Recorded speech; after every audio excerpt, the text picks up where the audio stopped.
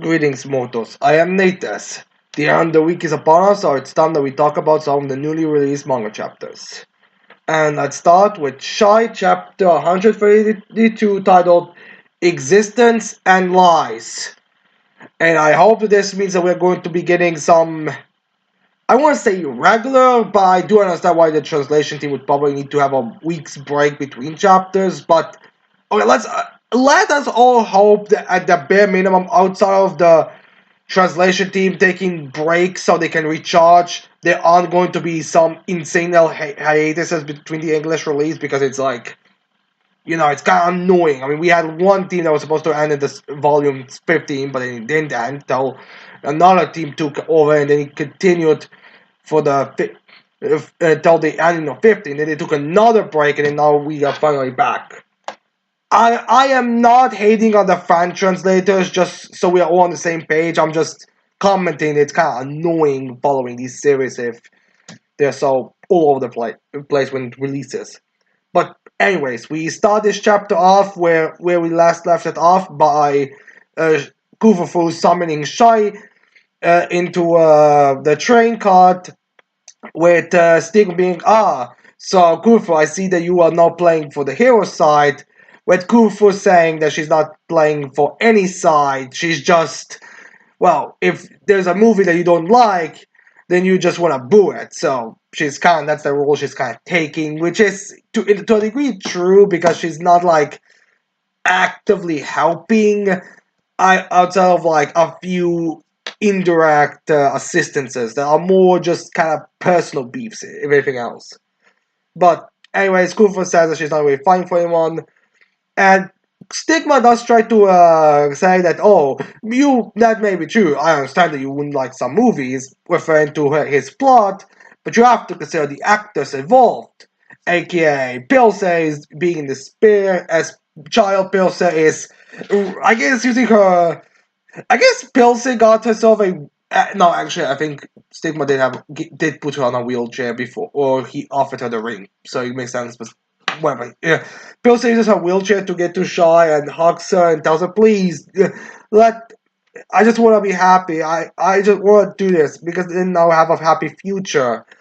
So yeah, she is broken the way how Stigma wanted her. Now she wants to do the whole ring thing. As then we cut away from this scene because to cut to see what the other heroes are doing. As then we get like the techno hero, not the technology hero, the guy who has a crush on Shy, even though everyone else is a woman that has a crush on Shy. So it's, I don't know, the guy who's supposed to be kind of the straight guy in the relationships. He's kind of going through the mission reports as he sees that Shaw is back on the radar. Nirvana and one of the other Shining Six are in the Love Village, while Lady Black is behind My Link, who My Link is for some reason with Lady Black now, and the other two are at the other side of the whole situation. As then the guy wonders why exactly how are My Link and Lady Black together again. But then he gets a call from Mei Ling telling him to find if he knows where Lady Black is, which he then questions. How? Wait, isn't she with you? Because I see her on the screen here as Mei Ling tells him that he only has her bracelets, nothing else. Like she's gone. As in, he tells her, he will be able to find her, but it's gotta be a lot harder because the bracelets are like the active tracker. So uh, well, then we get like the plot convenience thing because despite the apparently needing time before he'll be able to track her, it's actually one of his drones is immediately able to record this. As he's able to find the location, he sees that Lady Black. He only has like a foggy image of the situation. He only sees like the girl that matches Lady Black's description, which is just basically in her child form, Shy, and two Ameriax members, Stigma and Kufu, are there. He doesn't seem to be aware that Kufu is indirectly on their side, but he's about somewhat aware of the situation, which, considering how the fight between Kufu unfolds. It's kind of funny to me that he's very recoiled that. I don't know, maybe he just got in the chaos, got swapped away, but whatever. Now, the assassin lady also calls him and asks him about why are the civilians still enter. No, actually, no. It's the girl that's one of the heroes that's working on the outside to prevent this people coming in. As the guy asks her why are there still people coming into Neverland, as she tells him that they are doing the best they can and they're working on that situation, but yeah, unfortunately, still being unable to resolve it, and now kind of questioning they should maybe use some kind of physical force to prevent people from coming in, but they so far don't are not certain yet. This is a little shipping joke, but that's about it. But anyways, after all that, we cut back to the fight. Schoolfoy explains to Stigma that she's also going against him because he's telling lies, and Kufu does not like lies.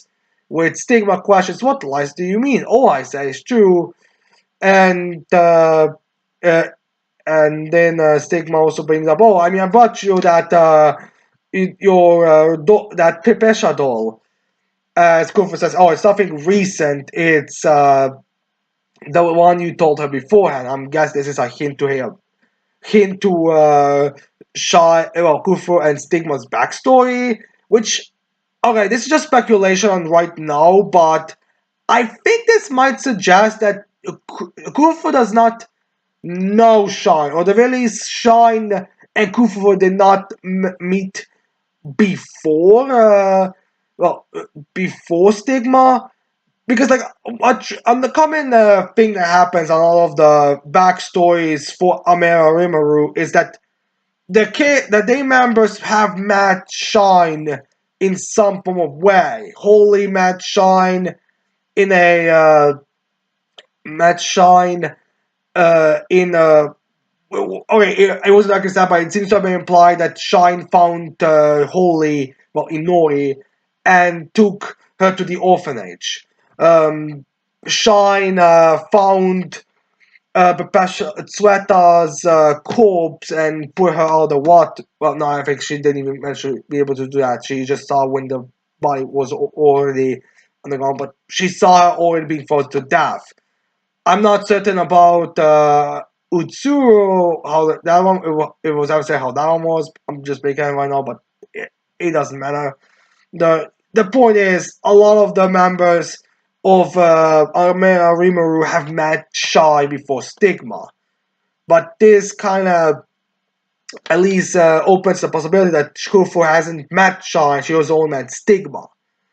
It's still, again, it could be explained otherwise, but I do feel like it's very possible because, again, Kufu does seem younger in her flashbacks that we've seen so far, so I will not be surprised if it's revealed that Stigma was the one she actually met, she ever met Shine, but, and also I don't think she's ever directly stated that if she refers to Shine in any way, but to be fair, it's not like she's been a big of a thing in the story. Well, it's like it's been any opportunity to bring it up directly, so who knows? That, and there's also like manga, Ross and official, so maybe there has been a mentioning. It's just it's been a Raw, so I couldn't know if she said there was any statements or not. So yeah. Anyways, Stigma just responds to these lies with a laugh, which Kufu also kind of like plays along with Shy kind of uh, uh, with well, Kufu starts to kind of explain a bit about his powers, which Shy kind of jumps in, be like, "Oh, you really are Shines." As Kufu just uses like the punching fist spring lock weapon, and she just punches Shy in the face and tells Shy that you can't talk to Stigma. You can't wish for anything from Stigma because otherwise that's how he gets his powers. You wish for something and he's like gets a power boost and he's able to do more. Kind of similar to how like Kufufu when she wished for something when she was on the having a mockery birthday party with Pepesha and Uni Lord. She started wishing for what was it that she was wishing for again? just kind of wishing for like a happy day something, and then stigma showed up. So it's kind of one of those things. So you can't wish for anything. But anyway, stigma starts to laugh about it because she is Kufu hates me. Oh, this is not good. This is not good. I don't want to make Kufu hate me or even more. So instead, he decides to break up this little fight by having silk. The water guy that we saw in season one of the anime appear. He says that he will be dealing with Kufufu as we then get six of striking at Kufufu as as six is like, oh, it's so sad when friends fight each other with Kufufu just responding to him. Oh, I like when people fight each other. It's because it's comedy as they go up to have their own little fight with Kufufu versus Silk. Kind of I wonder where was Silk the entire fight or the entire time? Was he like on the train? Did they just pass his ocean? Like I don't know, maybe it's like a volume extra is going to reveal where he was, but it's kind of funny to think that he was like nearby. But anyways, then Stigma starts fighting uh, Shy as he's and also during this fight he uses Inoi's powers because got her ring, so now he's able to use her love arrows and all that to strike at Shy, which she does react to. Wait, that's that girl's ring, and Kufu previously mentions it as well. Is this what he wanted to use them for this purpose, for their powers' sake? So yeah. Anyways, then uh, Stigma says that she should just let Spelsa go, so she'll have a happy life. Like, why would you want to destroy that? As then Shy at the end of the chapter goes into a monologue about how great Lady Black was. How yes. Also, Stigma mentions that she doesn't know Lady Black's backstory. She doesn't know the grievance and all of her issues, which Shy does agree with. She doesn't know her, but she knows the person that Lady Black became after overcoming all of these grievances. Despite all of this horror, she became a proud, courageous woman that is able to stand proudly on top of everyone else. So that's who Lady Black is, which then we get in a chapter, but is kind of a nice showing of development where at the start of the story, Lady Black was very much courageous and standing up above everyone else, but now she's in this weak state. But then Shy states, "Oh, remember how you were at the beginning? You were able to stand up so proudly. So why is this any different?" So yes, this is again just encouraging to the change. So yeah, it's a pretty okay chapter. There's nothing special about this. It's just kind of a nice transition. I think we get enough updates and enough reveal that's not feels like they're just dragging out a mystery. But that's about it for the chapter. As then we go to This Time for Torture Princess, chapter 249, titled Torture 249. And we started, and this is another like the not that Leush, I think was his name, the White Knight guy, the Holy Knight guy of the First Division. I am convinced that the writer was just reminded of this character after the anime, so that he just decided to now give a little more focus to him because otherwise he would just completely, otherwise he'll again forget about him. I don't know, maybe the connection with the Demon Lord made him more memorable in his eyes, unlike the Swordsmith. So, yeah, anyways, we start this chapter off with the guy creating a new teleportation spell, but to a point that he ran out of mana, so he's unable to continue. But he's pretty soon going to develop this new one. I wonder how he's gonna screw it up this time.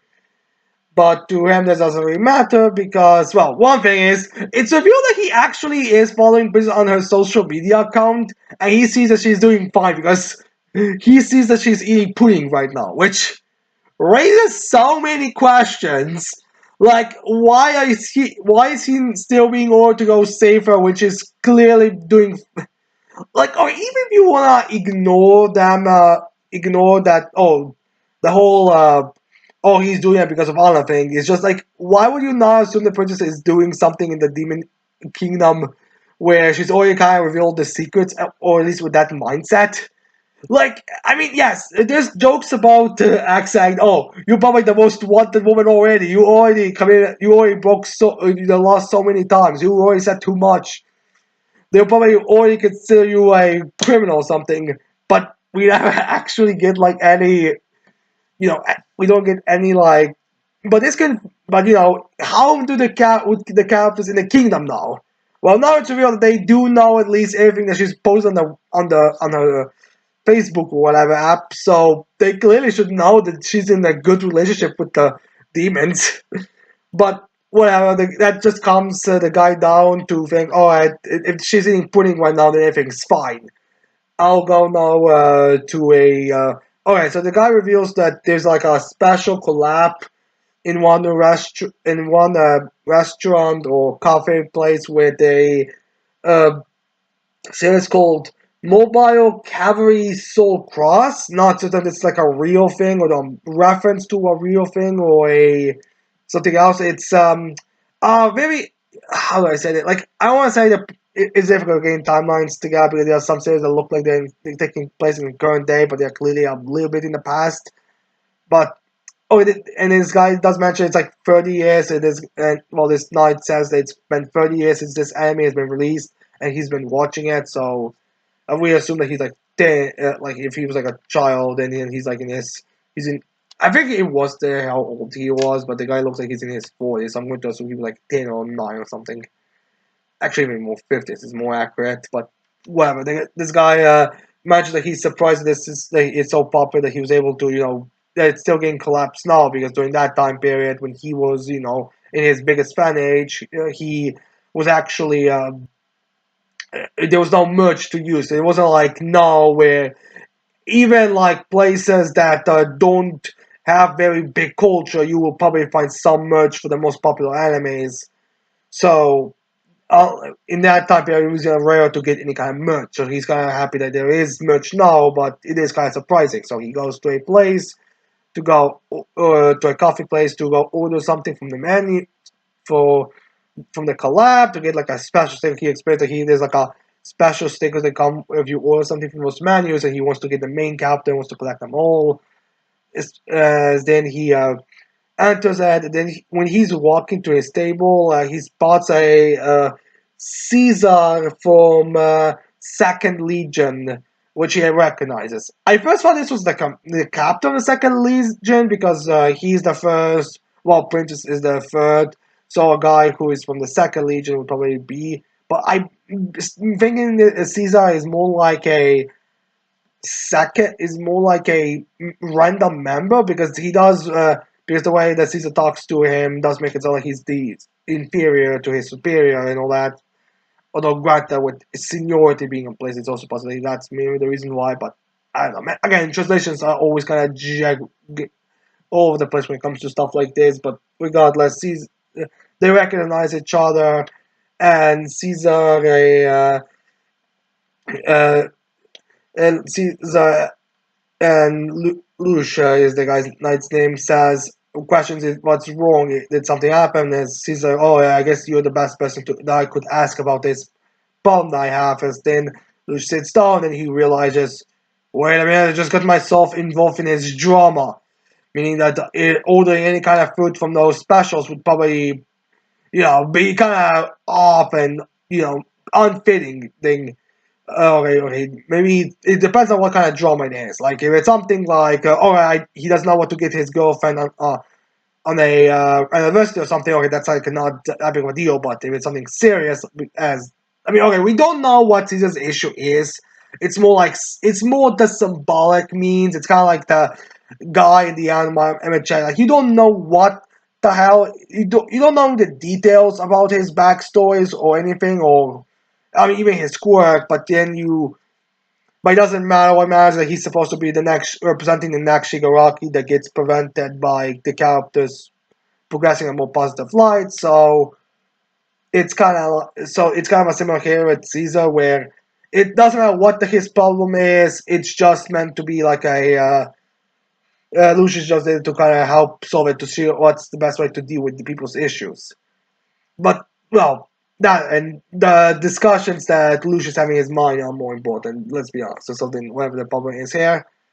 But yeah, anyway, so now he's kind of contemplating this, but then he hears in the table next to them that one guy ordered something, but then the reception tells him that the collab was so successful that there was nothing from the regular menu to order. The only thing you can still order from the collab is the dessert menu. So yeah, as then the guy's like, "Oh shit, everything was sold out." So not only is there no nothing, well, now is the collab menu only going to be a bit off-putting, but now there's also gonna be limited to fucking a fucking dessert. Which the guy's like, all right, okay, I'm gonna have to order something from the dessert menu. Hopefully, nothing from the collab is like super over the top cringy. And lo and behold, the collab menu is well even more is a mega explosive escape parfait that's a reference to an episode where the main character escaped from. So not only so not only is he unable to order something, as well as getting no scared the fact that because he was first thinking about all right, he'll okay maybe he could just like not order nothing now, but wait next time, but because or next time because he could probably because if the die is off, we could probably order next time to get the dessert. But then he finds out it's actually been so popular that everything sold out so quickly, which again surprises him that it was this popular. He first thought, oh, I'm surprised there's still some reference towards it and being addressed, but now it's so popular that so popular that everything got sold out in.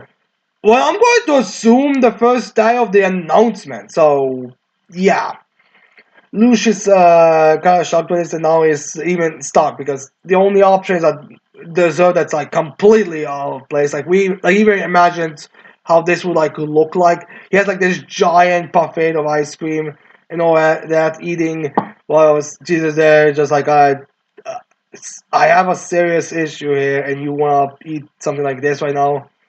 So Lucius kind of should I want that, but this is so upboarding.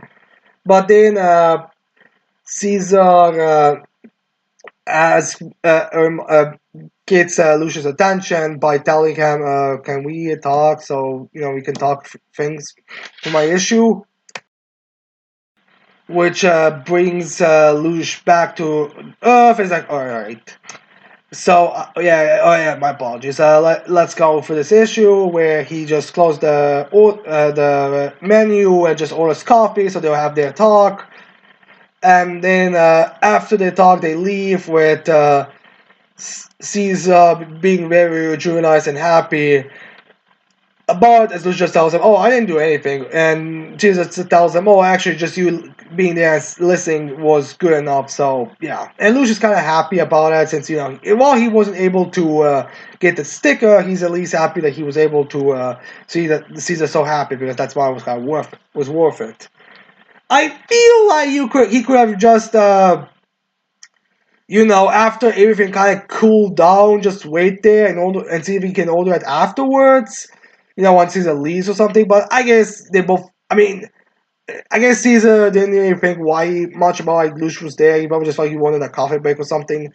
But anyways, he wants to part today, but then the Demon King sends him a message and tells him which is even fine. The fact is, actual like profile includes Demon Lord or Helm Lord or whatever, and yet the guy doesn't seem to connect. That's like the Demon Lord. I mean, okay, I don't think. Actually, I think he just presumes that he's like a random high-ranking demon, not an actual like demon king and all that. But whatever. He then whatever. He then the How Home informs him that he got an extra stick of the main character, so he was wondering if he wanted that one too, which Luz just sends, yes, he wants that one, and we then end this chapter on that with the narrator saying, it's great having a friend that shares your interests, which is nice, which is definitely very relatable. oh my god, the fact these characters are so relatable is just hilarious to me because the entire premise is so ridiculous. But whatever, we've had weird premises like Peak. It's in contact with 100 girlfriends who really, really, really, really, really, really, really, really, really, really, really, really, really, really love you. Your chapter 194 titled Yamame-chan's Outdoor Wildlife Preservation Diaries. Funny enough, it's not actually a multiple stories or in one chapter type of thing. It's honestly kind of weird to think that like they have diaries and yet it's just a single story that just takes place over a period of time. To annoy all the people who have figured the timeline of 100 Girlfriends, those poor souls. Well, they'll be in my place soon enough, so it doesn't matter. So yeah, anyways, we we start this chapter off with the Yama being nervous about introducing everyone to a new animal that she found in the forest because it's a very shy animal. With everyone telling them it's fine. There's nothing. We'll be nice about it. As then Yama goes to pick it up, she left it off on the other side of the. Well, it's basically that like a little place that it go up the stairs. Uh, so she goes to pick go get it, but then Karane and Mai realize, hold on a minute, we just had a build up for an unknown creature, for an unknown animal in this manga, and now going to have like a big reveal for it. The chances are high that it's some kind of bear cub or something, and man, it has like a reference to some animal in a different series. But the point of that is they are aware which manga they are in. But even though so, they're still surprised because the thing that Yamame actually brought was an alien that she refers to a new type of monkey. As everyone else is like, there's an alien, this is an alien from outer space, this is the most classic example of an alien. As Yamame tries to tell her, tells the rest, no, aliens are from outer space, this creature is from the mountains, so it can't be an alien. As the car just responds, well, maybe it was sightseeing, I don't know. But it's still an alien, which, then does look back at it and remembers, actually, there was a weird technological thing next to where it was. So, I mean, I just didn't pay much attention since I don't know technology much. Because, like, Yama is more simple, but has a more simple living life than the rest of the girlfriends, so she would not think much about it. She probably wouldn't even realize that is from the space, but whatever. As then we have the characters kind of reacted to what exactly are they supposed to do with the alien with Kurumi. Well, first of all, revealing that she doesn't watch alien movies, but watches horror movies because she says maybe we should give it to a government or something because what can they really do with it and help it with not all be like the technology from the spacecraft would be very useful if we think about the potential evolution we can do. Well, more just focus on the can we get cash from it? And there's also like a little joke about Karane being well. Then we have Yumame reminding everyone that Lily is a living being too, so they can't be doing anything mean. Also, everyone here might be nice, but who knows if they give the alien to some government official, they might be whole people or something. So and those comments like, look how it's terrified of everything, as then there's a little jab at Karane because Karane is always screams, so that's kind of what they do a lot of times wherever she is screaming at. A person has a weird reaction to screaming, but her screaming. But yeah. Anyways, then we have the characters be like, "Oh yeah, right. We probably shouldn't. I mean, if movies are in consideration, if the government found out, there will probably more trouble." As then Rentaro being the boy, the Chad boyfriend that he is like, "Yes, I agree with you. Sorry about that." As then he goes to greet the thing as he kind of tries to give it a handshake, but the creature does not recognize handshake. So what they do with the creature then just kind of touching his hand, with then Kiki getting the bright idea of joining in because it's a very abnormal action. And she said, like, yes, with this action, I can now join those abnormal individuals online about how they said they meet aliens. Oh, yes, yes. As did Kurumi and I think Mai point out. Yeah, the difference between you and those people is that you actually are meeting an alien. When you say this, you are actually being accurate, which you just know there's gonna be like a thing where there's gonna be an extra page with about informing this, putting this online or something like that. As then they also mention like, oh, you're more of a person of interest in anything else. So yeah. Anyways, then we have all the girlfriends kind of starting to play with. But we have like first Saki trying to ask the alien about its age, but because there's no way to tell. Like, I mean, it's already hard to tell with some girlfriends how old they are. Just look at Yaku for crying out loud. But how do you count for an alien? Which Caps are like acknowledging, yes, by our standards, an alien could be 5 years old or 100 years old without us even being able to tell. I'm kind of going to wager that it's 100 years old, but whatever. So yeah, Matsumura just breaks the ice by bringing a kisobo for everyone to enjoy, which the alien also does enjoy. We also have we also then have Hahari and obviously that Renta got a little yakisoba sauce on his cheek, so she goes to on a kissy wissy on the Entaro, which shocks uh, the alien, which then Hahari explains to the alien that the kissy wissies are is how they is how humanity greets each other, and this is how they get all the joy in their life, and their brains become turn too much of the amount of joy. With Nano just saying, every new chapter increases. Well, every new chapter release increases the number of the chapters, but the family's collective IQ low. Well, he doesn't say lowers, but basically it's yeah, we're just getting dumber and dumber every chapter.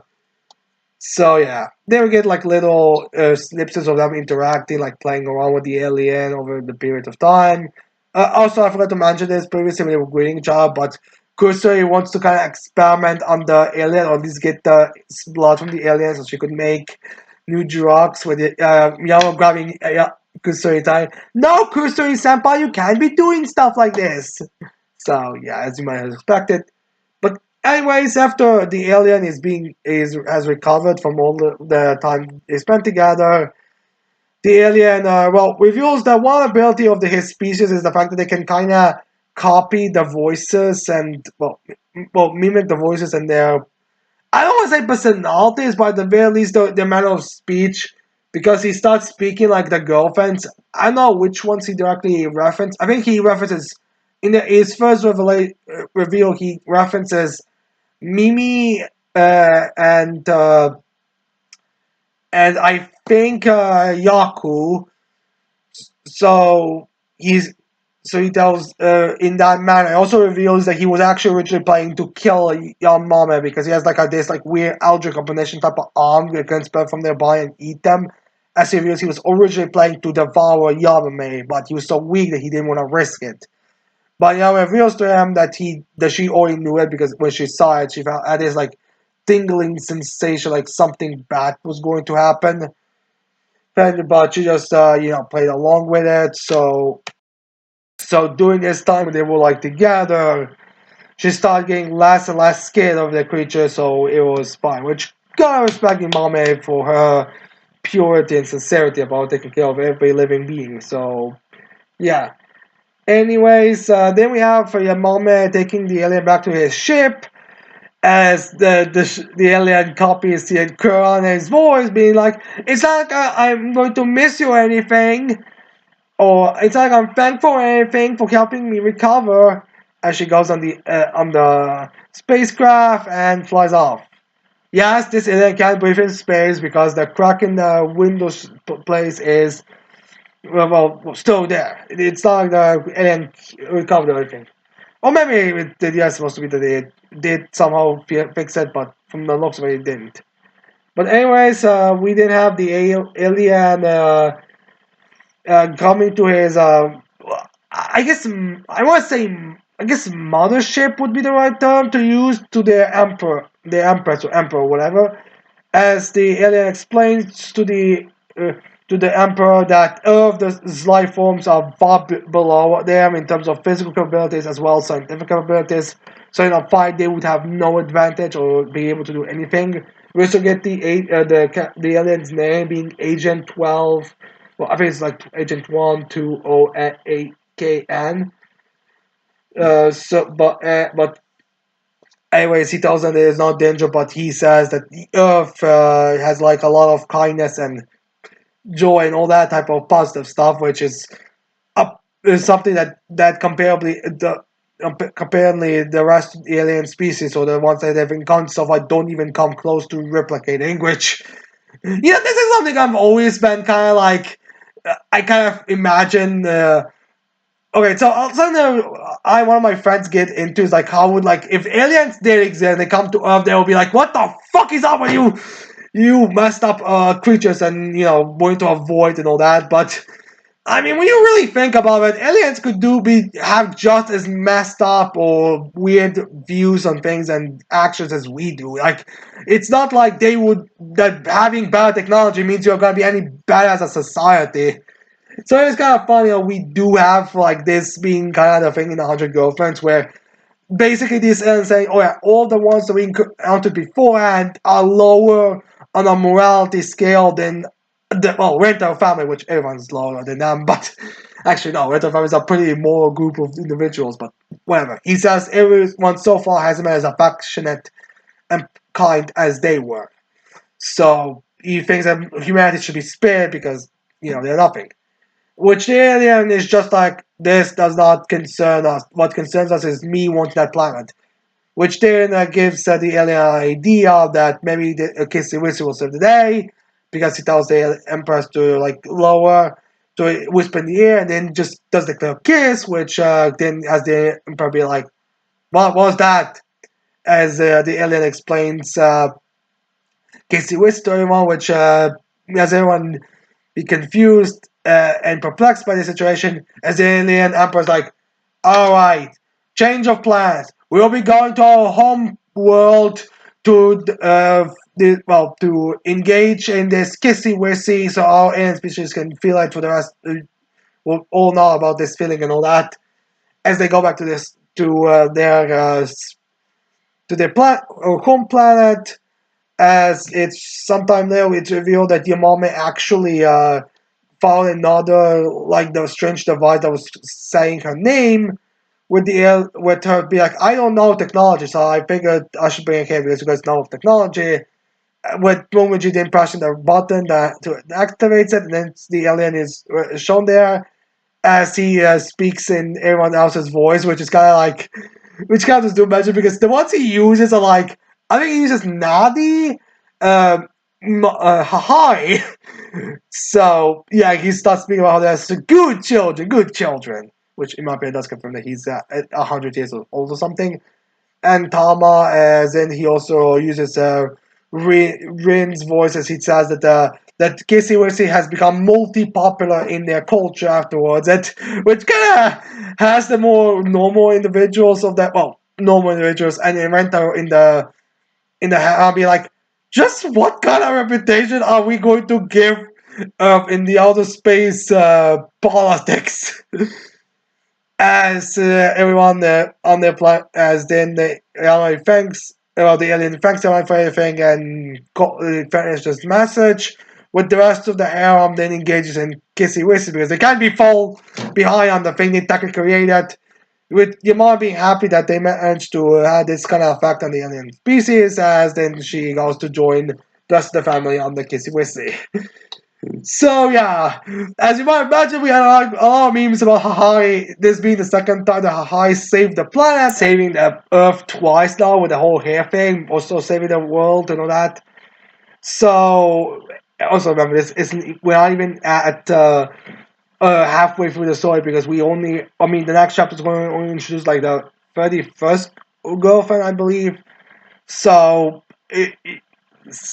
yeah, we are still way away from the end of the story, and who knows how many times High is going to be saving the planet from this type of stuff. But anyways, that's the end of the chapter. And next I think we end with the whole Slice of Life series because now we go into the more action series with Four Knights of the Apocalypse, chapter 168, titled The Twin Swordsmen. As we start this chapter off with the character's reaction to Darev's brother Darev being appearing there. As then we have the character speak, kind of confused on what the heck is going on, where's there not Darev and all that, with Anya screaming in the back, hey, hey Raph, isn't this cheating? There's two of them. This is supposed to be a one-on-one fight. As the ref says, well, actually, well, not Raph, it's Bill Tripper. Bill Tripper says, well, he's got a coffee at eye first, but he's like, well, and it's still a 1v1 fight, so it is acceptable. Which then causes characters to question, like, what I is referring to, and then I think Beljeppa reveals Gareth's what's going on to everyone. It's not just a simple, like, duplication ability, it's actually a conjuration type of magic that Gareth possesses, because Gareth's power allows him to reanimate his dead brother soul to fight for him. For him. So what this is actually doing is just all the Gareth there was just summon his brother to fight alongside him right now, which then causes which then causes Percival to click the things together. Like the reason why Darev was able to. Oh, okay. I think Adlan was the one that realized. Oh wait, so the reason why he was able to just walk through through Hazard's Tempest Tornado was because of him just being a ghost technically. Percival was like, oh, so that's why you didn't remember me because I didn't encounter you, I encountered Darev. So that kind of explains the two, explains the other two, well, the little inconsistency of Darev not remembering anything or knowing everyone because he didn't actually meet them. I guess the way we're supposed to assume is that Gareth saw the Tempest, create his brother, have him go into the tornado, just do the whole slicing, and then retrieve them back or deactivate them or something.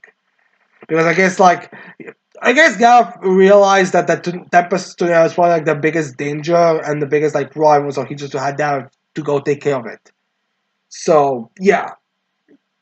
Anyways, we also get like what the explanation of his magic. We also get like a backstory explained. Well, we get like a few images that kind of explain what's going on exactly. Like Gareth and Elf were born together, but during their time as children, in one situation, Gareth was about to be killed by a monster that's living in there. Like the one that we saw at the beginning of, when we entered the Infinite Arc with that fake soul being attacked. That being was there, which then protected Gareth over it, and then lost his life. But thanks to Gareth developing his magic, he was able to bring him back, conjure him back up. So that spirit is still able to protect his little brother. Which, yeah, we finally get the Gareth's gender being real. It is supposed to be a boy. So yeah. Anyways, then. And we do know this is indeed this is Dareth's personality, because the way Dareth acts throughout this chapter is very much like he's a normal person. So yeah, there's not like it's not it doesn't seem to be like a similar thing as like with Jade, where he was just kind of made of memories. Gareth does seem to be able to create him normally. So anyways, then we continue the fight with Gareth going full attack mode on Percival. Like, he's not holding back any of the strikes. I mean, they're still not like doing anything, but they are definitely like pressing Percival forward. With then with Dara then taking this advantage to strike at Percival with his soul free named sword to cut his soul from his body, which Bill Tripper says, "Ha! It's not the same type of sword as I'm using, but it's still a pretty much one of those one-shot type of swords." So kind of like hint that Bill Tripper has some kind of special sword where it's just able to basically give him insta wins or one hit KOs, and that's kind of which I guess kind of explains why he was able to like do that to go for like he was using a very specialized sword for that type of stuff. So yeah, and that's kind of the thing here with Gareth Soul, which then Gareth says, "Oh yeah, hey Raph, we beat him." I guess meet the rounds over with Tripper saying, "I am not so sure about that." As Percival comes back to his feet, which surprises both of them. Like, how? Well, I sliced you with my sword, so you shouldn't be able to stand again. Which then Percival responds, well, actually, before Percival jumps back on, Gareth remembers what Percival told him last night. But then he's like, well, you couldn't hold that. You couldn't walk the path you want to. That anyways, but he just says it's like over now. But then Percival stood up, so which sucks both of them. And Percival realizes, oh yeah, I get it now. So yeah, you two are gonna be really troublesome to deal with. So, but I don't want to lose, so I'm just going to finish this off quickly. As Percival uses Nadula Gimala, which okay, this is like a which is like a okay. I don't really okay. This is like a sort of a uh, I guess the same type of thing that he's been using against Cheon and Walden when he was sucking the life out of them, but this one seems to be kind of a different method because without instead of like sucking the life out of it just normally with the captors realizing as the changes occur, this one seems to be like more a soul thing where we have like Gareth who is being like grabbed with this physical presentation of death, essentially, and it's being as he's starting to like being grabbed by it and starts to be like killed by it. Right? His body actually isn't being affected at all.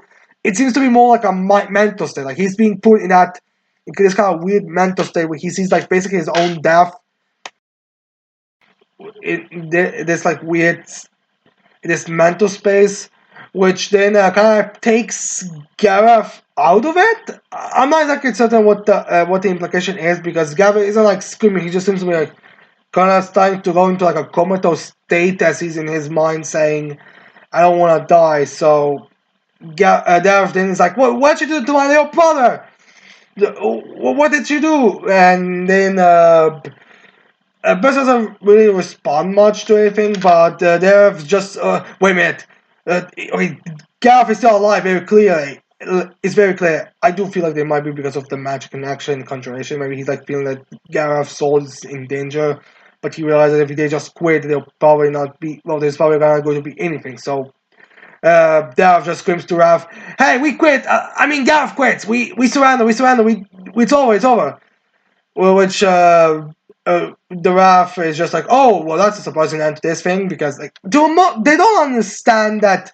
Okay, to Gareth, he sees a scout at the Grim Reaper killing him, but to everyone else, it's just like a weird kind of hallucination type of ability, or something. Uh, as as then when that announcement happens and that Gareth has surrender. Uh, Gareth is kind of back towards it and apologizes to Gareth for not being able to do it. As Gareth is relieved that he's just fine, which then has Gareth fall on the ground as Gareth tries to capture him, but unfortunately, I don't know if this is due to Gareth, being out of it or falling unconscious, but it does, but Dav is unable to catch his brother because his brother just faints out of the horror that he just witnessed. And he's like, we can't do anything. I'm assuming it's because he's a ghost technically, so he's not able to like hold him. I'm assuming Percival is just gonna grab in the next chapter, grab Gareth and help him out. Because like again, Percival chose this because he realized that alright, in a battle like this, I could just get out of the stadium by accident or by him forcing me through it or something. Or I will have to use more force than necessary to kill him, which will guarantee to kill him. I'm going to use this ability that's definitely going to put it to it now. We want to surrender kind of state. It's kind of like giving, it's kind of like, well, what's going to happen in the anime soon with Tani Rock and her animals, where, the animals are going to be able to sense it, but Tani Rock isn't going to sense it, so she's going to be confused on why why animals are avoiding Percival. So it's going to be a similar thing here with Percival giving the taste what the animals are having more directly, so they'll want to surrender. But yeah, and also something I want to mention is that during this portion, after Percival uses Nedula Gimal, we actually don't see the face, so I am definitely curious on what why is it kept hidden. Like, I mean, it definitely does give like Percival a bit more of an edgy unknown to him, but it's kind of interesting that we don't see the face that he's making, or how the face is purposely blanked out. Which kind of actually goes back to when we first saw like the Four Knights with that like those visions where Percival was like just completely face was completely covered with just two eyes coming out of between his hoodie and helmet. So it's kind of an interesting thing that that he's able to that he's being shown doing that, or at least it's kind of like a callback to that. So we'll see how this unfolds. But yeah, anyways, Percival wins with Bill Tripper wondering, ha! It's he survived that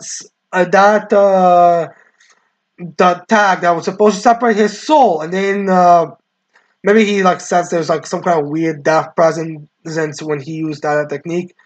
As he's like, it's as Butcher was like one thinking to himself, it's almost as if he's death itself, or like he's pushing death away, or something along those lines. So very clearly, the Chepe seems to be suspicious of it, but this doesn't. But again, like thanks to the Gawain's rings that she gave them, it seems like but Chepe, even if he's like aware there's something off, he wouldn't be able to figure out that it's Percival. But I do feel like he's going to start questioning a few things. I mean, he already thought that one of the four knights was present, because the ring was put afterwards, and he was just later like, I guess I just imagined that. But then you have like another knight individual who is pushing things back, like as if he's, Death itself. And there's a Knights of Death who was recently brought back, and there's also the fact that the names do line up with names. So even if they don't think it's the same individuals, I think they can probably figure out these people should at least be held. There it could be something going on here. But yeah, anyways, that's the end of the first round. Then I do want to know in which direction they'll be going with this from now on, because like Garev. I mean, Gareth's like a weird, because like that's a weird thing, because Gareth is like an odd guy to just be introducing all of the blue and seemingly not planning to do much. Well, like, okay, you kind of first think Gareth is going to be kind of the douchebag opponent for the characters, which he kind of is, but he isn't really that douchebag to a point it would be kind of satisfying to watch him lose. Like, Gareth has been pretty down, reasonable, and kind of straight to the point. Like, the closest thing to being a douchebag is when he was so pissed off at last night that he jammed his bowl of his dinner into Percival's face, but that's it. And how Percival just immediately like licks things through, and then there's that like comment about misfortune, but to Gal, he doesn't know what how Percival feels about his misfortune, but that's not really that big a douche thing. So I do feel like Gav is going to do something later, or going to join the gas or something, but I don't know. We have to wait and see on that side. So yeah, anyways, after 4 nights, we then get into an non-fantasy series being Fairy Tail 100 Years Quest, chapter 171, titled Six Black Powers. Funny enough, we don't actually get that much of the six black powers out of the Orokia Sucks six, whatever whatever however you pronounce that their name. Because like most, which is kind of funny. I mean, we get hints towards it, but nothing more than we got in the previous chapter. So yeah, anyways, Azra looks at the group is like, oh no. Then she looks at at Zero, as we get like a lineup shop for all of them. It's like Zero, and then she like counts down like there's six of them. This means that all Alright, see, this is your new Orochion 6 group, as then the I think it's the bird. I think his name. It's the bird demon says, "Oh no, that. Oh yeah, that was his previous team, right? But we're not his previous team because we are Orochion Sarks. Well, this was Orochion. Well, we are size or something. It's kind of a so yeah, there's like a little bit of a name difference there.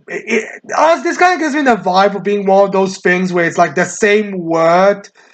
It's just the two cultures, and even two cultures spell it differently. Even though it's like when you say it, it's pretty much the same. It's like it's to me, it's kind of like similar to chai, where in my country it's Cheaj, while in a I don't is it Mexican? I think it's in a Mexican country where it's like Chie.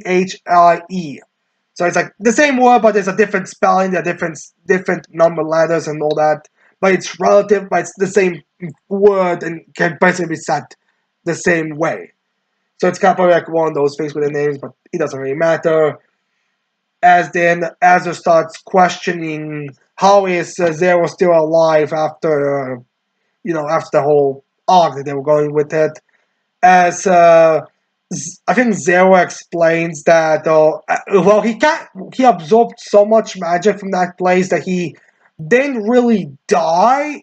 That he was while he was like his body was finished and all that, he didn't actually die. He was kind of infused with too much magic to.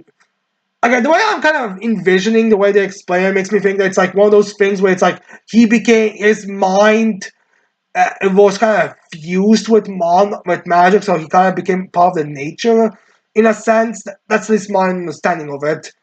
But and that his presence kind of caught Ferris's attention, so she found him and gave him a new body, or gave him a new form of the demons. So yeah, I'm. That's at least my understanding of it. As then Zero kind of snaps and he just goes to strike at Azra, where Azra, blocks him with his sword, but then they get, the point of this is to kind of show how powerful they are, because, I mean, when they fought Zero, it's been so long since then, so now they're kind of trying to, make up for the lost period of time, so to kind of like show up that he's actually also a lot more powerful than he was doing that arc. So now he's able to attack Ezra, breaks her sword, breaks her armor, and pushes her back. As he like starts screaming about, oh, yes, I'm gonna destroy everything. As then Ezra questions their goals, as Zero just says, to destroy everything, to destroy everything, to destroy everything. As the rest of the Iraqian group. Okay, this is kind of like an interesting little thing because while Zero kind of feels like the leader, well, the way that Zero kind of comes off is the leader, but he's technically not the leader of the group because they even say, well, that's actually one of the differences between the two groups. Like, Zero is just an odd member. He's not an actual leader, and most of us don't actually like Zero's involvement here. We just kind of have to take him because Ferris said that he's not a member of their team. So it's kind of an interesting finding how their group is already kind of not liking Zero and not really a fans of it, but they do understand they have to be working with the guy. But yeah, anyway. So when Zero starts saying, "Oh, guys, destroy everything, just everything to Zero," the rest are like, "Yeah, that's kind of confusing. Don't say it like that. It's just gonna cause small communication issues." But they do say, yes, we do desire to wipe out the humans and all the dragons, because the only ones that should really inhabit this place is us demons. So it's kind of like there's like a three-way battle for survival between dragons, demons, and humans. So yeah, that's kind of the thing that's go. So yeah, that's their goal. Like basically, just make sure that the demons are the predominant species on the planet, all that type of stuff. So yeah. Anyways, then Ezra starts to worry about, alright, I have to fight these guys and I'll deal with Alderaan. Probably again, just while I was thinking to myself, damn it, we really should have split up. This was a really fucking dumbass idea.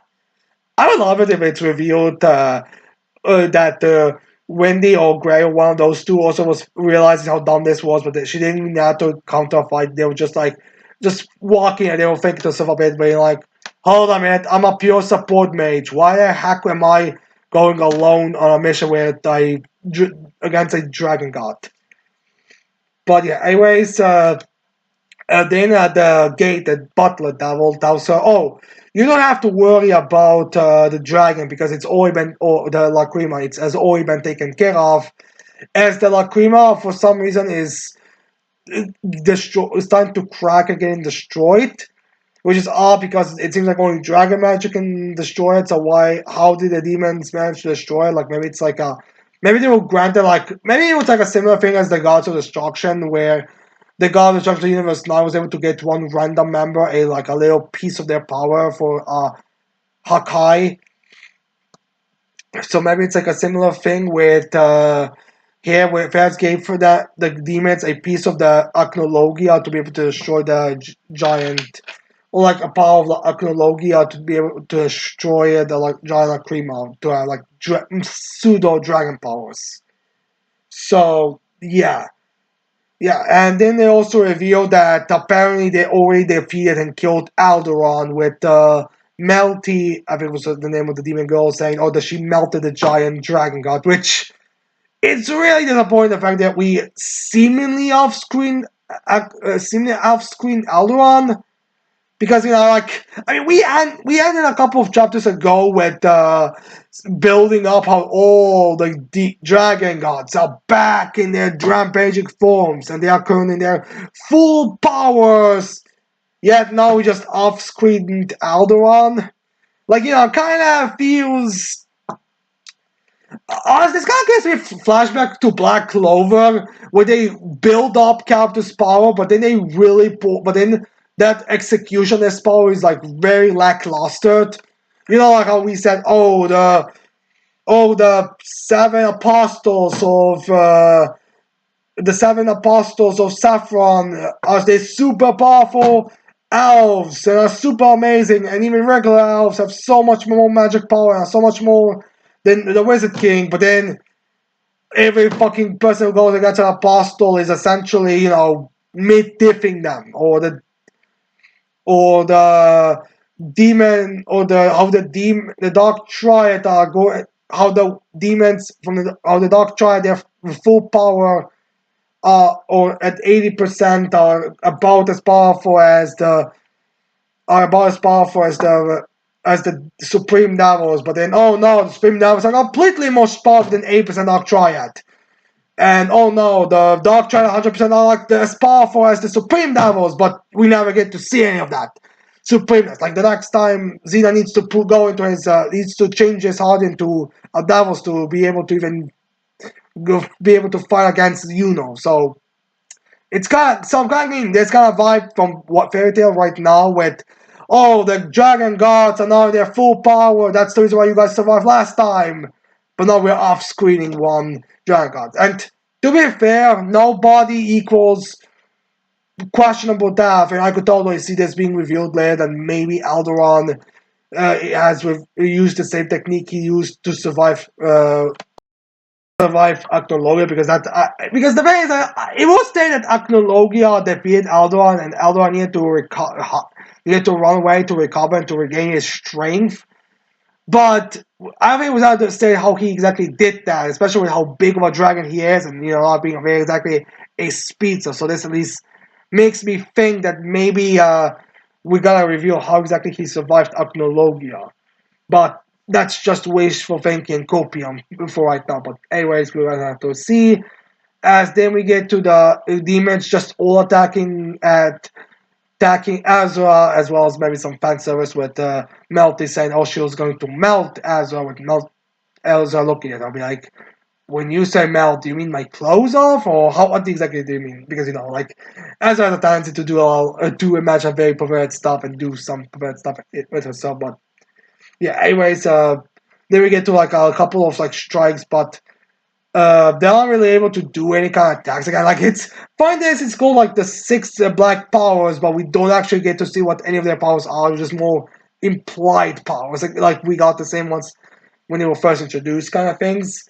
But anyways, then while they are striking at the blade, notches a couple of feather wings, as like the rest of them also knows feather wings, as they see that the feather wings are actually from the original Archeon size appearing there with the Cobra, the speedster, the weird rock face lady, uh, the fanboy that's Zero's son, and Sorano with a sixth member who is a cloaked unknown figure that's supposed to be a reveal in the next chapter. And so, what is going on here? No, listen, I understand that this is like meant to be more like a shocking review, and to be fair, this probably, to be fair, we don't know who these characters are, but it's just kind of weird getting this group here. I mean, it's implied that this is the same group, at least looking at the what Zero's reaction, and that the song referring to Zero as father. So you'd think it's the same group, but the thing is, all right, Serrano is a Sabretooth member now. She's with Sabretooth. Was last time we saw her, she was in the Sabretooth library. Why is she now here with them exactly? And if I mean, you could say that maybe she and okay, to be fair, we don't know who the sixth person is, so there is some fears that it might be Joel. But if it's Joel, why would he just have Serrano as the only Sabretooth member with them? Especially since Serrano was, well, we know, still in the main continent. So why is she now here? There's also the fact that she's currently wearing her old style, uh, founder boa that she used to have when she was antagonist before she went to full nudist. But that's neither here nor there. Actually, do we see her hairstyle? Because I am actually starting to wonder if this might be some kind of uh, time change type of situation. Because again, like I'm trying to remember if she has, because I think Suano had like short hair in the arc when she was the antagonist, but then grew her hair out to be long. So yeah, regardless on that, we have all of them. But besides Suran, we also have Krobach, who is revealed to have just kind of be living again in the main continent, being uh, fiance to one of the members of Fairy Tail. So, but I'm considering joining Fairy Tail, so it's kind of weird that he's also not here. I mean, it's again, it feels weird because from what we, oh, it's from what we know of, there's no reason why someone from that continent or for any of those characters from that continent to actively seek members of the original Orochian sites to recruit them and then go against these ones. Without at least several other explanations, which again could be next chapter, but it's kind of weird how we only have how this group is here. There's also like the unknown figure. Some people thought maybe it was Joel. Some people say maybe it's Meredith because we haven't seen her. We had her being referenced several times, but we don't really. But we have nothing else. There were some people that maybe it's Ulti. Maybe she did something because she does occasionally pop up and mess with stuff. So maybe she brought the Orochian Six together. We don't really know who it is, but we are going to have to wait on that chapter to see it.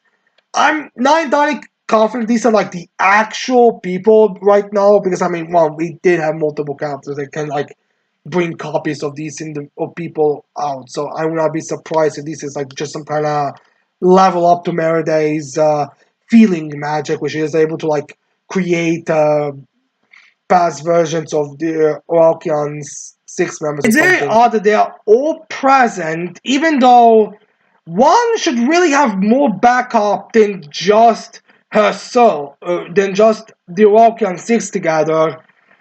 Then we have the other ones who are from all we know of, all living separately from one another. Maybe communications being cut because they probably are because they are a team, but they would still relatively separate from one another. But they would not be next door neighbors from what we understand, and yet they're all kind of not together. It's kind of weird. It's kind of like this feels like one of those like end the chapter things where it's like okay, their context is better and all, but this is just kind of feels like to be shocking. Like the actual explanation is this on the real and just to kind of have an epic final shot. So yeah. Also, the chances of this just being showing us how powerful the Orochian 6 are is not impossible. But anyways, we're gonna have to wait and see what this unfolds and if these are the real ones or this is just like some kind of weird past magic visions of time or whatever kind of weird ability that's like bringing these captors here is. But anyways, that's another chapter. Next we go to Versus chapter 20, titled Power. So yeah, yeah. We start this chapter off with Gimbek and Yachi meeting one another, and Gimbek says, did you do this to my son?" As Yachi says, "Yes, I did it. If you have an issue, then fight me over it." As Yachi is also looking at the field and he's like, he destroyed that creature in its weird form with one punch. This opponent is powerful, which makes me think that Yachi is less, being overconfident, more like, alright, I have to see how powerful these creatures are. Just are, because the first one was so weak that I backslap essentially. And I was demolishing this creature. Then when it went into a stronger form, this guy demolished it. So he and I are probably closer to in power, or at the very least, it would be a more high stakes fight. So I have to see how powerful this guy is. As then another giant who is the third brother, the wise armed berserk, who's I guess the third child to Gimback, was kind of like he seems kind of small face because he seems like one of those like a classic example of a smaller and a weaker looking giant being a lot more intelligent. But anyways, he points out this guy is not someone we should be messing with or just normally deal with. As Gimback punishes Berserk, saying, you Berserk, you always stuck in stupid riddles. This is a lot less complicated than it needs to be, you idiot." As then disciplines Berserk, be like, "You talk too much." As then Gimbak looks at his son and he's like, "Oh my boy, my sweet boy, how could this have happened to you? Oh my god, my boy, my son, you killed my son, is that?" But then he goes like into a big rage phase, like, "You weakling, how could you have lost? Oh, you are a disgrace to my bloodline. How could you? You are one of my you're one of my children, one of my 100, you're my sixth son. How could you have lost like this?"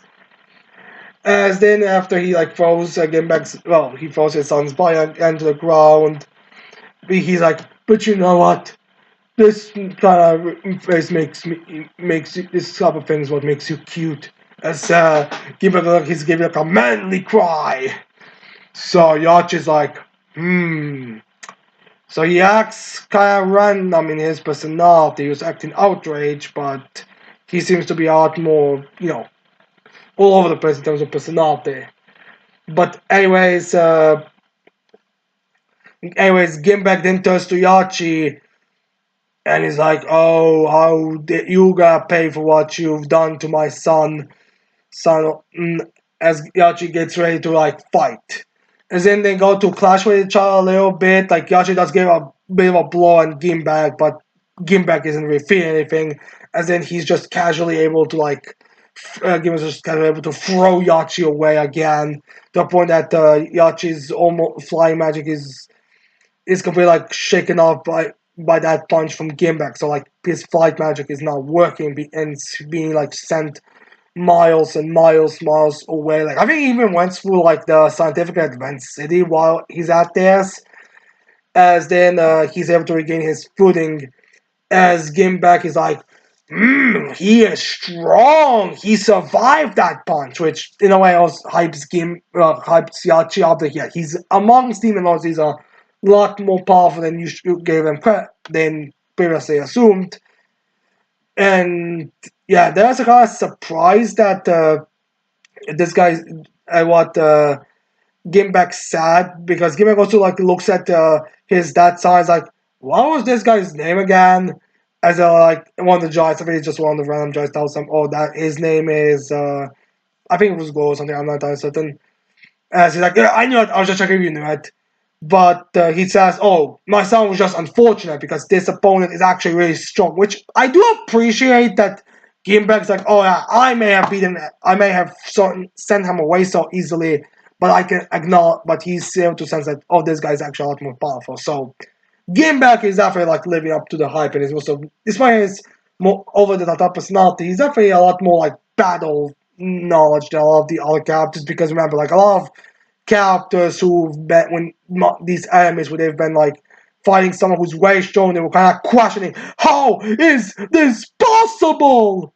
Well, Gimbeck is like, this guy survived my punch.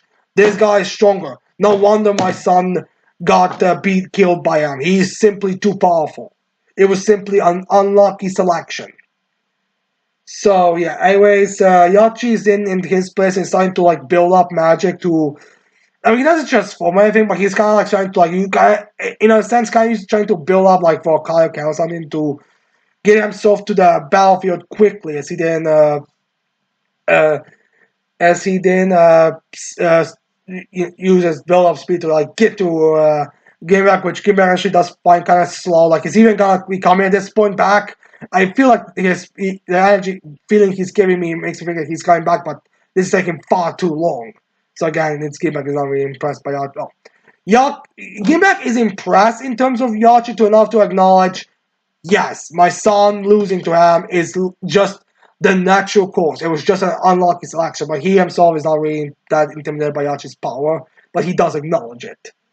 So Yachi goes there, but then Nudu, the weird pufferfish kind of guy, the one that was supposed to be that Alio was supposed to have fought but ran away from. He creates like a magic teleportation circle around him, which we know it's him because like there's like a little his image is on that pentagram, which he's and then Gimbeck is not really intimidated on it, and kind of looks like he's not even entirely certain who that's what makes it look. The way that Gimbeck talks makes it sound like he thinks this is Yachi's power, but it's not Yachi's power.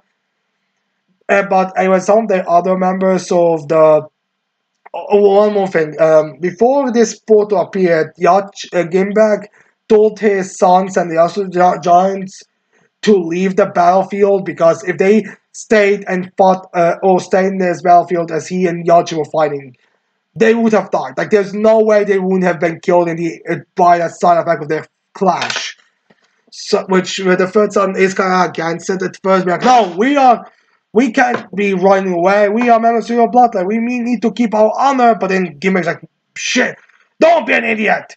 It's obvious that we were going. It's obvious we would die to this guy. This guy is stronger than you in missiles. The clash would kill you. The Cyberk would kill you. But anyways, the portal shows up, so it doesn't really matter. As then Yachi senses Nudo's magic. He's like, Nudo, you bastard, what are you doing? As Nudo tells Yachi that he's actually quite. First he compliments Yachi about the toys that he's found and tells him that he's actually grown quite fond of you. So, so I wouldn't want you to die on his hands. Since again, I mean, okay, they're shown to be kind of like around this level of power, where between Gimbeck and Yachi. But it still would have been a big fight if these two have a full fight with Gimmick probably winning this.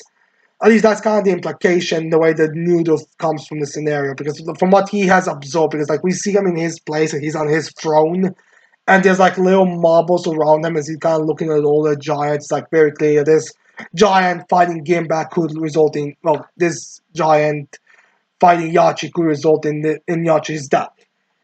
So, unfortunately for all of us, instead of seeing a badass fight between Gimbeck and Yachi, Nudo as Yachi is almost at the circle, Gimbeck and the rest of the giants get teleported away as Yachi just stops his assault and just goes on the ground and is like, Nudo, where did you send them? I want to go fight them.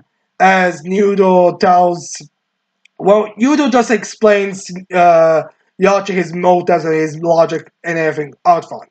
He reveals that he sent them to the 23rd Demon Lord Diga Nazal.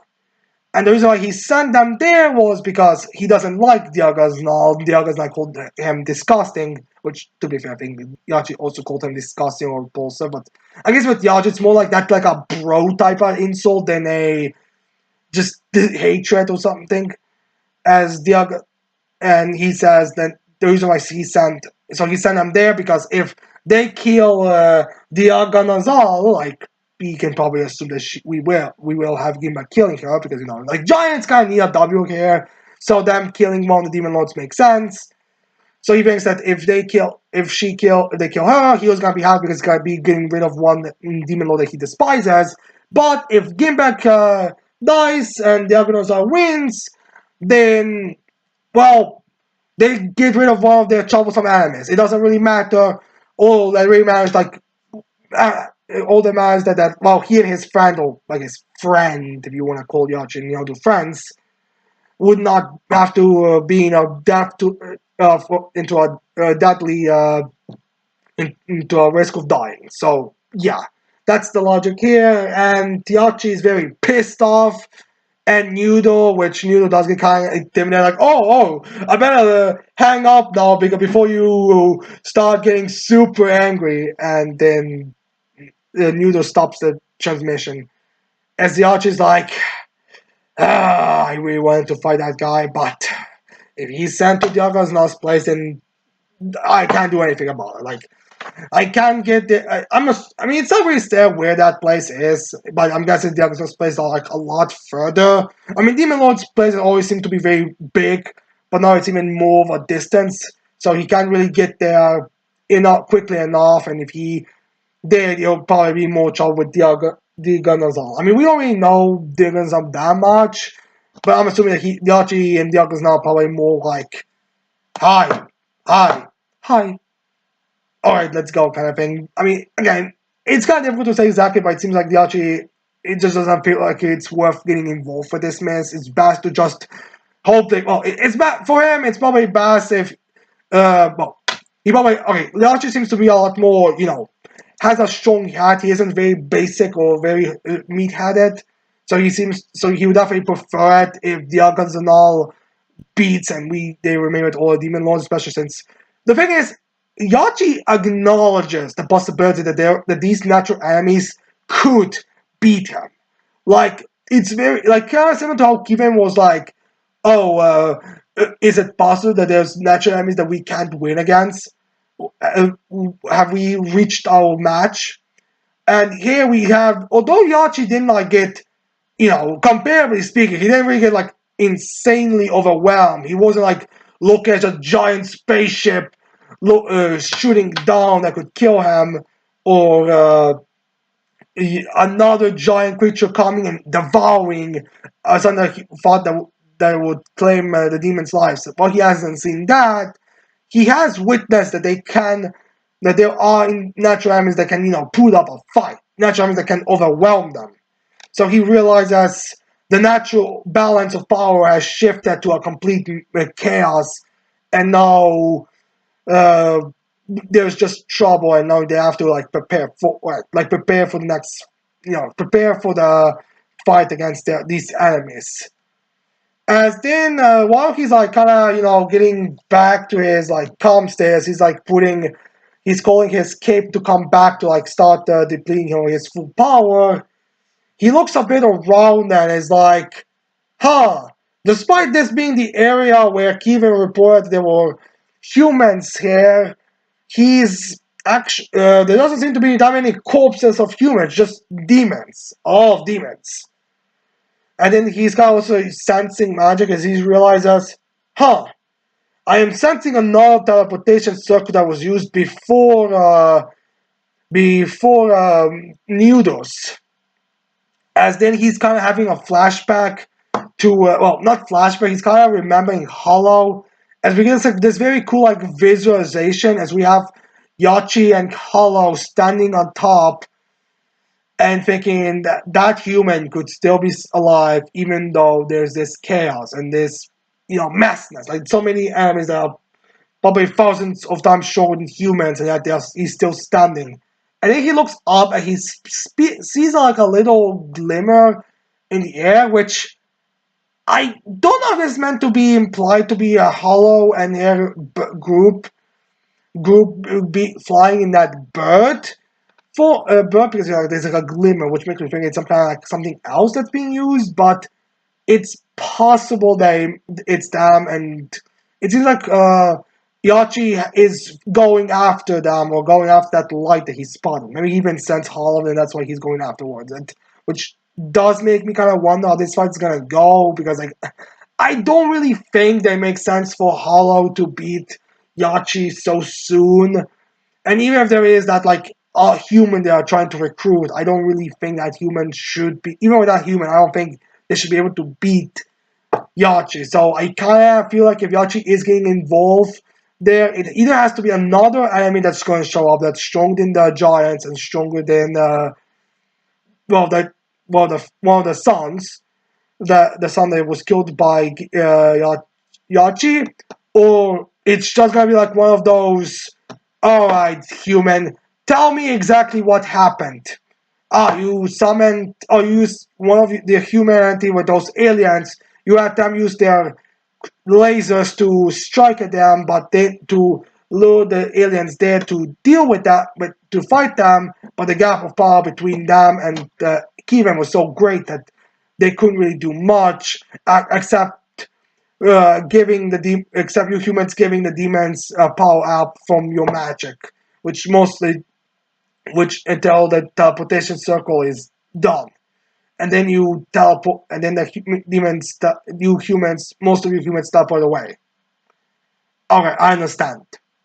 Bye. Maybe he's gonna do something like that because again, like I'm kind of feel like we're kind of heading in a direction where demons and humans, or at least some members of those species, might be working together to survive because that's you first think Kevin is gonna be down because he's like the first one to realize what the humans felt.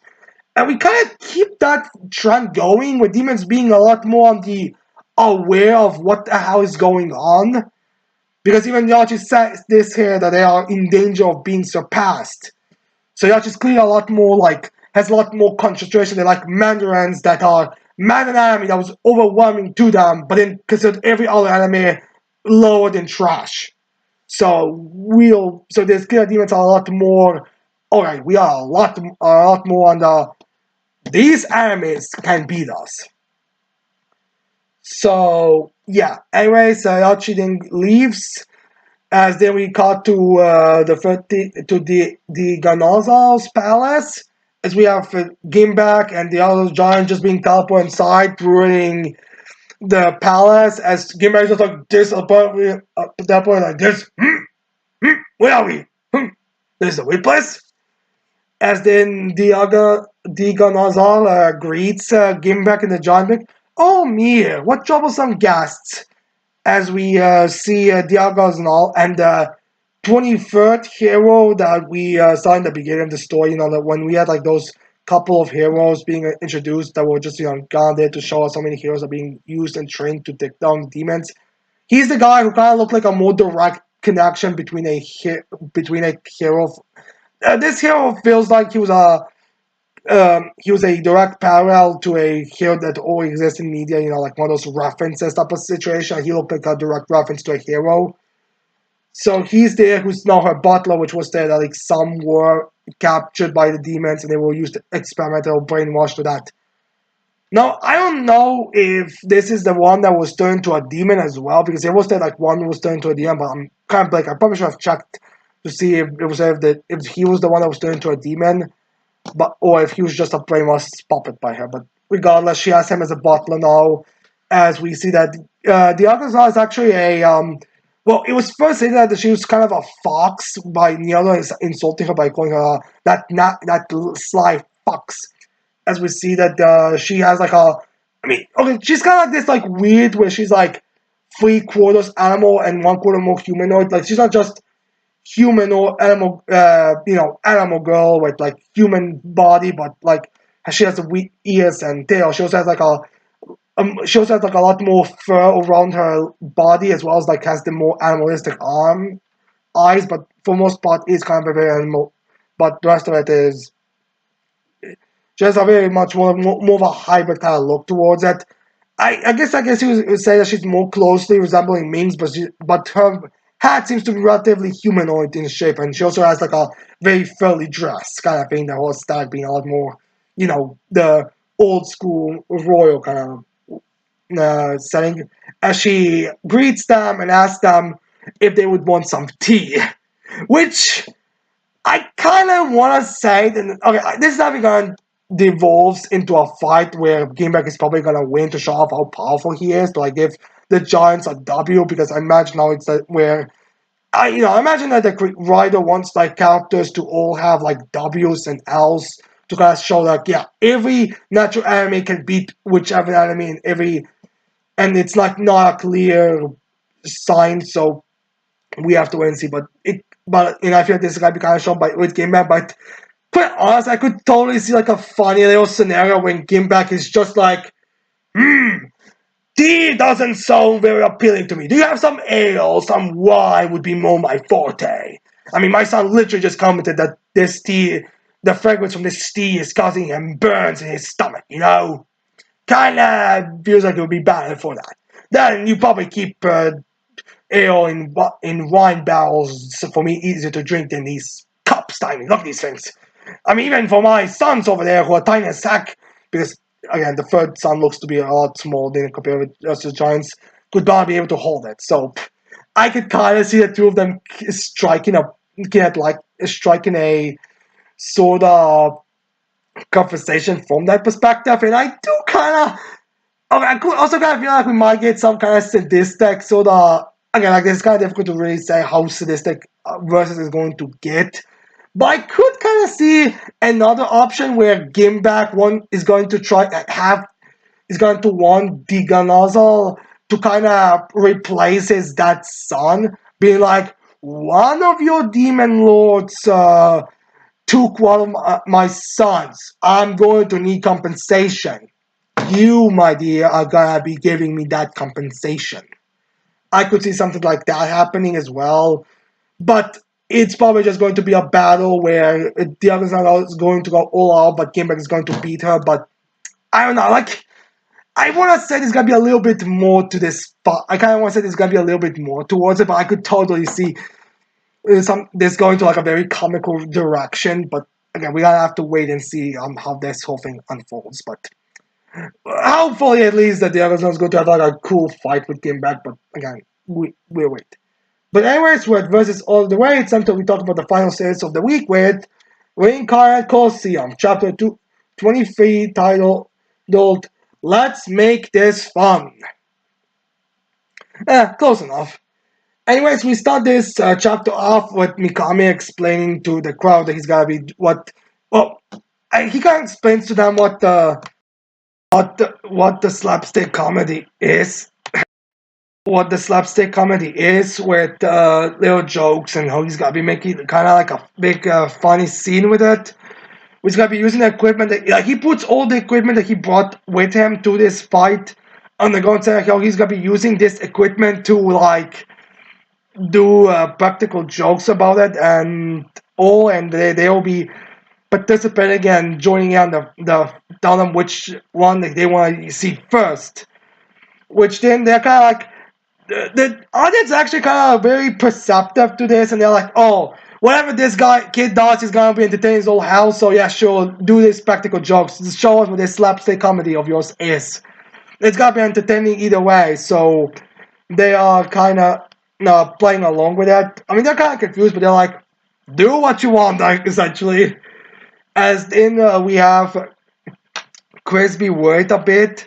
As then we cut to Alexandra, who's like, Alexander is like, wait, what's he playing? What's he talking about slapstick comedy? I really should look back, but if I look back, but it would be a bad thing because turn your back towards the opponent in a fighting style like they are right now, it will probably result in his in not going to his favor or being kind of side effects. Especially now since Mao has clearly regained her. Well, we first get a little bit of a flashback, but essentially Maul is back in a combat focus area because remember Alexander was trying to throw her out of her game by making her a raging beast, but now she's back in that calm state as it's revealed that in a flashback that before the tournament, while they were training, Mikami told Mal that in a fight she shouldn't really focus on him, and that she should only focus on herself because that's where she's the strongest. Because if she focused on him, it would kind of cause side effects to a fight. I'm gonna say it's like more of a general. I don't think Mikami really. Okay, maybe he did plan that there was gonna be some kind of mind games during this fight, trying to use their connection against to make Maul being thrown off a game, or if he was just being general. Like even in this fight, not it could be a fight later down the line that comes down to this. And he tells Maul to just focus on herself, which Maul is kind of pissed out. What does he think that she can focus on him and protect him? But no, he just has confidence then at her to win, and also that'll probably should be a lot stronger. So Maul takes those words from Mikami to heart and is now fighting accordingly. So she's now going back to her main, to a most focused type of fighting style.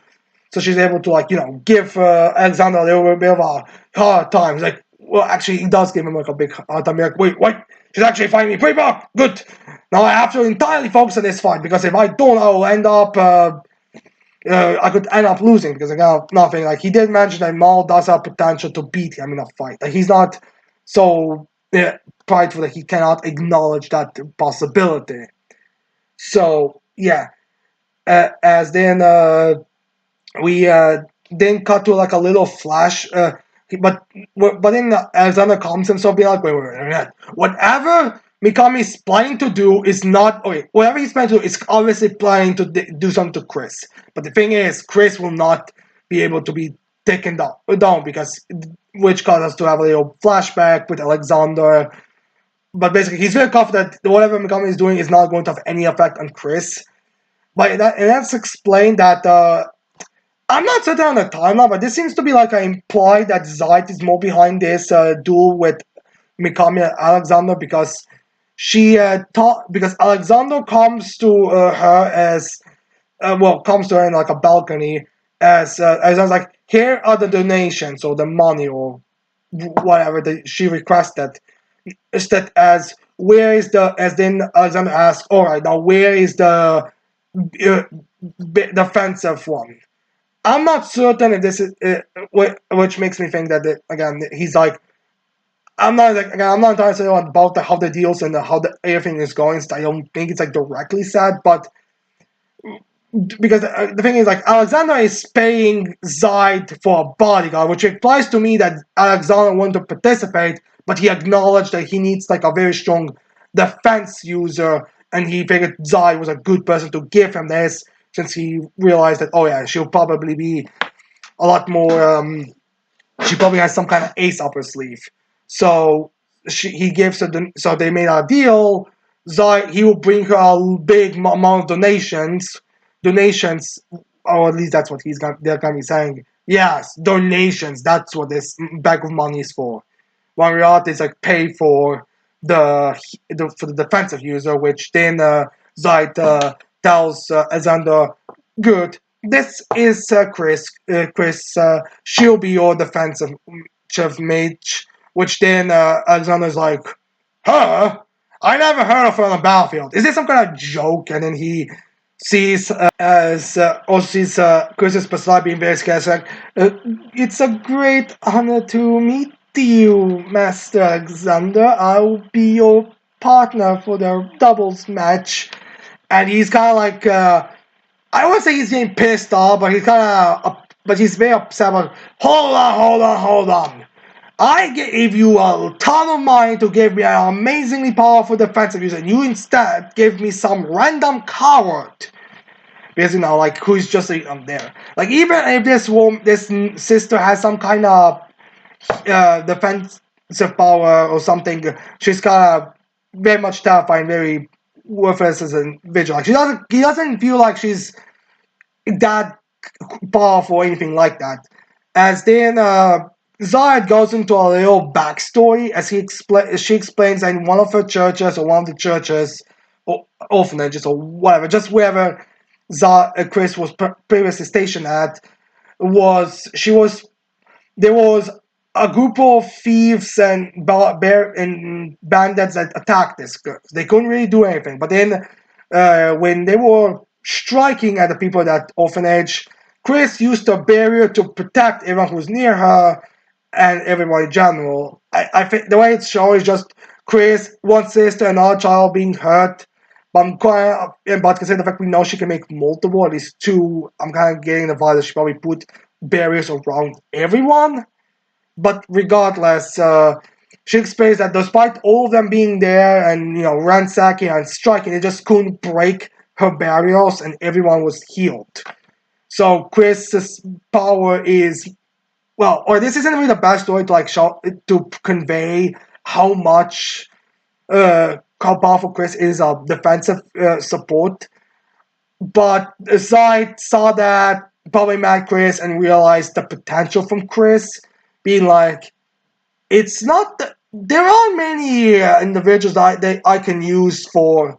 At least I'm assuming that she didn't. She saw the potential that Chris has and was like something, but was very confident that Chris after this display was to have and to be able to have a lot more powerful than you would assume. Which at least is the reason why I think that she probably did put barrels and healed everyone that were in those barrels in the entire church, because that kind of communicates more of her power. Like I do read out the barbarians, unless if it's someone really powerful barbarian would be able to not them not being able to break the shield is that would be that impressive to Zayt, which Alexander himself pretty much confirms that it wouldn't be that impressive because he's still not certain, still kind of thinking that she's swindling him. But then Zai just tells him, I'm confident in her shields, so test it out. Use your tank buffs on it and see how it's gonna go. Which Chris is a bit, wait, what? Wait, no, please, no, wait, you want him to punch me? But no, wait. But then Alexander is like, fine, I'm definitely gonna be using this to see if this girl really is as worthy of the donation that I had to give you.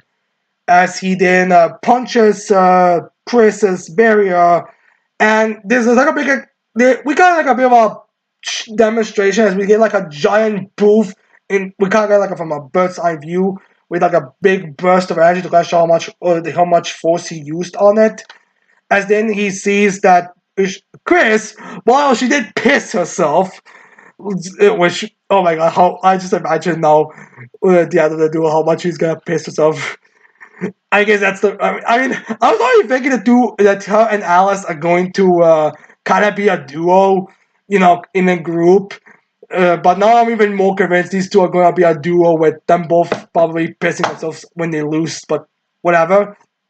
We have Chris pissing herself, but she herself has not actually been damaged. We see a little crack around her, the shield, but the crack shield itself remain. We see a crack around the shield. And that presses Alexander be okay, I wasn't punching you to kill you, this was just me using the full buff and just casually punching you away, but you survived that blow with no damage, the barrier remaining, everything fine. You were so this convinced Alexander that yes, Chris is top tier in terms of defensive magic, and then he used his mind games on Chris to make it even more so. But he's well, guess what, Chris? I guess you and me are partners in this next tag team. Although I would like to remind you that if we do lose, you are going to be a slave from that point onwards. So, well, but anyways, we're not gonna lose, are we, huh? To put Chris into an even more terrified situation, which is the reason why she was already entering the. She wasn't just normal terrified, she was also terrified because if she loses. I mean, she doesn't have much pride in general, so she wouldn't really think, oh yes, I have this is Alexander, the strongest. I mean, when Alexander was announced, everyone was like, oh yeah, it's over. Can we please change it? Can we please swap it? Because it's Alexander, they didn't consider it possible that Alexander would lose. They're completely finished off with it. So, but Alexander wanted to make sure that that Chris will be in such a despairing state that she will not be able to think of anything but be terrified for possibly becoming slave. So he considered like putting it in mind her mind game, someone who's very nervous and scared of a scaredy cat individual. So now her defensive are going to be more increased. So basically, from a defensive point of view, there's no concern. Whatever tricks Mikami has, he's not going to be able to break through her barrier. Not that anyone could break through her barrier because it's already just a normal tower fight would already be enough to handle everything. So yeah, and now he's very confident Chris will be able to just do take out everything. So yeah, which not gonna lie, I kind of feel bad for Chris in this instance because this is implied that Chris is just a random nun that was working at an orphanage, and Zayt kept her like hidden from the rest of the world so she would not be getting involved. Also, there's like a little reference how Alexander says that wow, it's like she had this kind of ace up her sleeve and she didn't wanna use it. Oh, she has a few tricks, which I guess it's also supposed to kind of foreshadow that Zayt, while she lost the four Heavenly Kings, she has more in her arsenal than just those four. So Chris is another example of an arsenal she just simply hasn't been using. So one could say that she's just going to go get the rest of her weapons out. Or at the very least, she was kind of like waiting to see how the next thing was unfolding. And I don't know. Zai is very relaxed in this, so I don't want to say this is her kind of. It's very relaxed when we see her in the flashback. So I'm kind of getting the vibes that she is. That she has some other. That this was like more of a. Not her main plan, or she's not really putting too much stock in it, but it's still a very useful and a very logical way to beat Mikami and get her revenge. But yeah, I'm going to say foreshadowing that she has more up her sleeves than just the four Heavenly Kings, and this one is one of her extra, hidden under her sleeve cards. So yeah. But anyways, we then cut back to the present as we have uh, Mikami asking the announcer to have like a play play to like say what he's doing to before he does the big reveal, which he then grabs like a bag that and grabs the equipment that he was previously putting on display for everyone to see. As he then grabs them, and then he like uses the cape that he had on himself to like kind of cover himself, so no one's gonna be able to see what he's doing underneath it. As then he, as then when he reveal, as then he like has like a count to from 30 seconds to like do something. As they're doing that, like the big reveal, like 3, 2, 1, and the big reveal is that he's cosplaying as Zayt as he's mocking her, as he like puts that thing on his on his shirt to make it like a parody of her boobs, as he like, puts like a small little cap to make it look like a holy saint, and she's kind of is he's like putting up his like shorts to like look like how she has she has more of that cloak to cover her legs and all that everything else. So yes, he's like that kind of like a model pose. Is he's kind of very obviously mocking her, which causes a few of them to like this is so stupid, this is so ridiculous. As we would have like Mary and the little assistant, the little feed girl, also kind of being kind of laugh like, what is that you're doing? As they're starting to kind of laugh at him mocking Zayt. Not entirely certain if Zayt is seeing this, but he is definitely making fun of her. And basically, the trick that he's going for is kind of mocking these people. These like people that are that Chris is so terrified of and probably views in such high regards, but he's like making fun of them to like make her laugh. So that's kind of his plan to mock the Zayt and a few others. So Chris will start laughing to let her guard down, so he could then make sure that she's not gonna be a nuisance for everyone. So yeah, that's the plan. It's a very fun plan, and yeah, it's definitely gonna be effective to say the least. So yeah, anyways, that's the end of the chapters for this week. I hope you liked this video. I hope you leave your thoughts on each chapters in the comments below. Don't forget to like, subscribe to the channel for more videos in the future. And with that said, I can't wait to see all of you motos next time. Goodbye.